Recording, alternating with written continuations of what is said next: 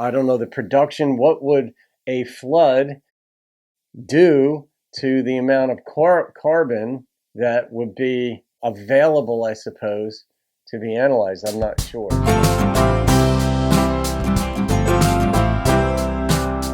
Hey folks, welcome aboard the channel. I'm Dom. This is Thinking Theology. We're taking a look. I just was scouting YouTube and I found this video and I thought, let's take a look and see what this one's about. How do Christians explain 50,000 years of carbon dates, or possibly carbon dating? And let's find out. I don't know if this is a pro-God, pro-religion, anti-religion, pro-Christian, anti-Christian thing, but it's a short, let's see how creationists, so it's not Christians per se. I mean, there are obviously Jews and Muslims believe that the world was created as well by God. All right, let's see. How can you claim a 6,000-year-old Earth when carbon-14 results are coming back 50,000 years? The 6,000-year-old Earth actually comes from the historical record of the Bible. Carbon dating does produce ages typically around 50,000 years, say, but when we take into account things like the decay in the Earth's magnetic field, which means that more and more carbon-14 is being produced today than was in the past, and when we take into account the effects of the flood, which would have dramatically changed the ratio of carbon-14 to carbon-12, then we find that those 50,000-year dates actually contract back to around the time of the flood, which, according to Bible history, was about 4,500 years ago.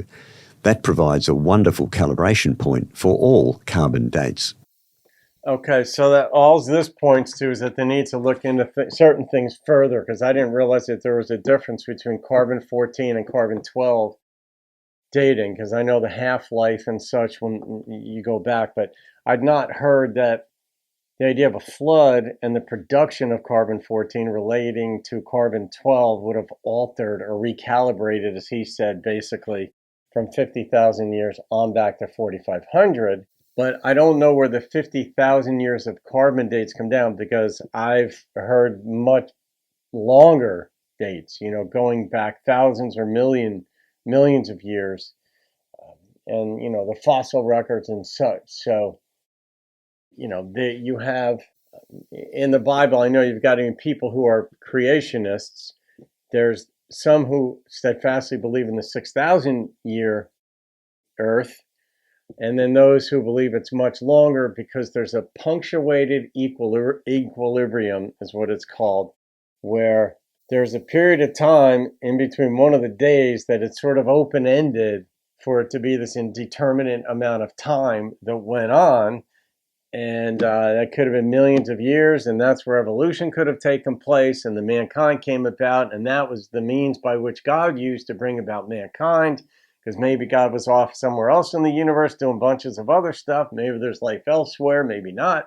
All these different theories and ideas that exist, but I'm not quite sure why they used the 50,000 year, why that was the benchmark that carbon-14 and 12 dating was off it. Obviously, the woman who asked the question was very pointed in it.